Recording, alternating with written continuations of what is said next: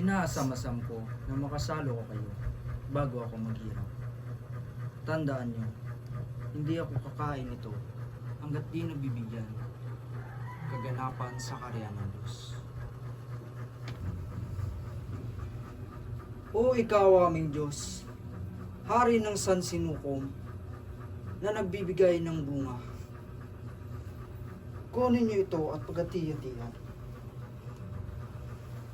Makinig kayo, di ako muling inom ng katas ng ubas, hanggat di dumarating ang kariyan ng Diyos.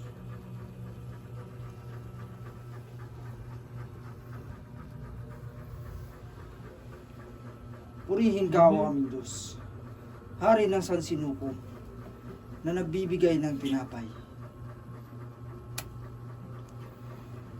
Ito ang aking katawan na ibinibigay ko sa inyo. Gawin niyo ito bilang sa pag-alala sa akin.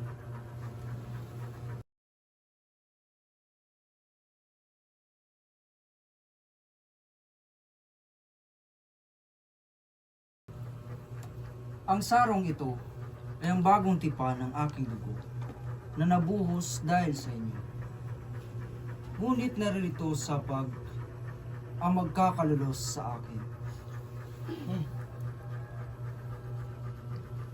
At sadyang ang anak ng tao ay dapat mamatay. Ngunit kawawa ang magkakalulos sa kanya. Hindi maaari. Sabihin niyo ako sinataksil, Panginoon. Ngunit akong naglilingkod na sa inyo. Pinanaglalaanan ko kayo ng dako sa aking kaharian. Kasama ko kayong kakain.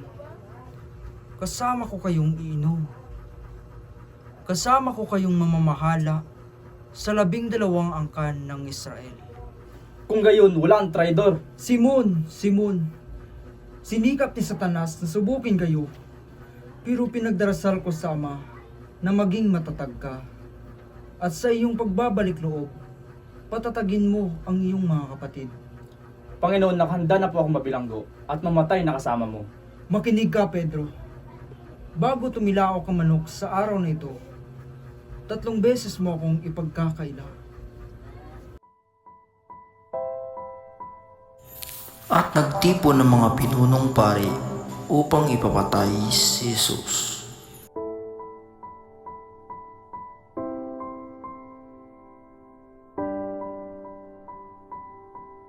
At pumasok si Satanas kay Judas Iscariote, isa sa 12 alagad.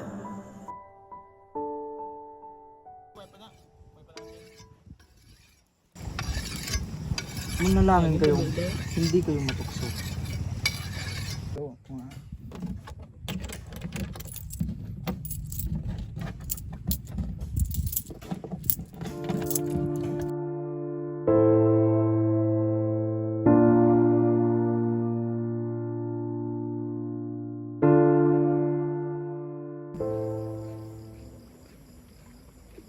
Panginoon, nakikiusap ako. Ilayo mo sa akin ang sarong ito. Gayon may, hindi ang nais ko, kundi ang kagustuhan mo ang mangyari.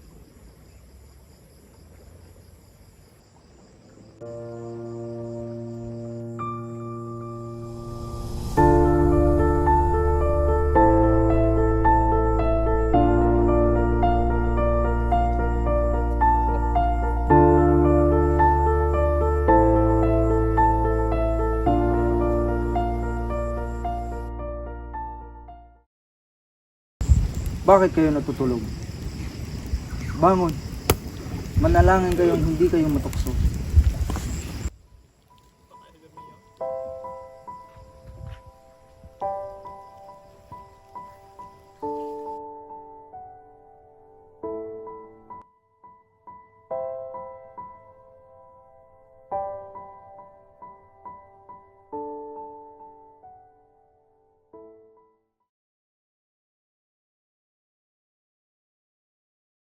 Bantayan siya!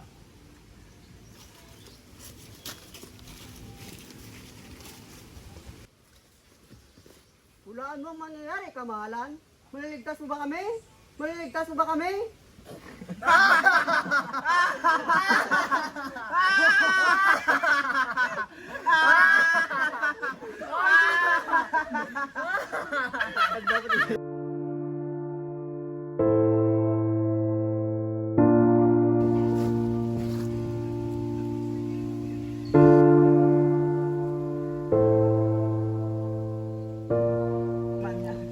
Kasama siya ni Jesus. Babae? Hindi ko nga siya kilala. Nakita ko sila.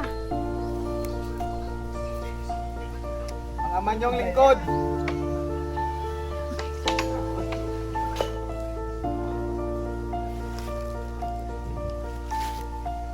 Saan ka nila? Nagkakamali ka. Natitiyak ko, ang taong ito ay kasama ni Jesus sapagkat siya ay taga Galilea. Ah! Lumayo ka. Hindi ko alam ang sinasabi mo.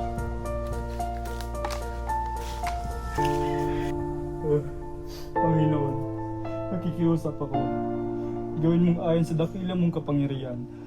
Pinatawan mo ang aming mga ama kung sila'y sumaway sa iyong mga salita.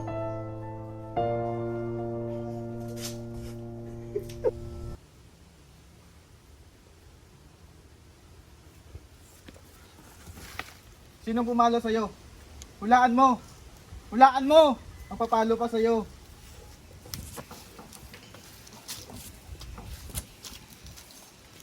Tigil! Hinto niyo yan! Dalhin siya sa mga pinuno! Bilos!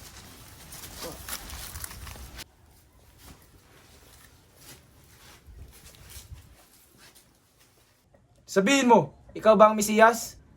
Sabihin ko man, ay hindi kayo maniniwala.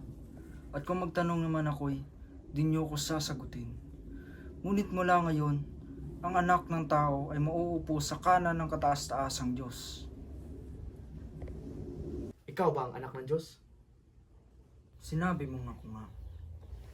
Narinig natin ang kanyang sinabi, hindi ba? Anong kailangan ninyo sa ganitong oras ng umaga? Nahuli po namin siyang nililinlang ang mga tao. Nanggulo po siya sa palengke sa templo. Ano ang magiging hatol sa kanya? Parusahan siya! Oo nga, pero saan siya? Wala akong nakikitang dahilan para hatulan ang taong ito. Nagkasala siya. Sabi niya magbabayad ng buwis kay Cesar. Nagpapanggap siya ng isang Mesiyas, isang hari. Hari? Ikaw ba ang hari ng mga Hudyo? Sinabi mong ako nga. Siya ay nagsimula sa Galilea at ngayon naparito. Sa Galilea? Siya ba ay taga Galilea? Kung gayon ay, bahala na si Herodes sa kanya. Narito pa ba siya sa Jerusalem? Hindi ba? Dalhin siya kay Herodes. Walang salang ang lalaking ito upang siya ay mamatay. Kaya't ipangagupit ko lamang siya at pagkatapos ay papalayain ko. Kailangan mo magpalaya ng isang bilanggo ngayong pista. Layain si Barabas. Patay ang taong ito. Ibigay sa amin si Barabas. Ipakot siya sa krus! Oo, ipako siya sa cross.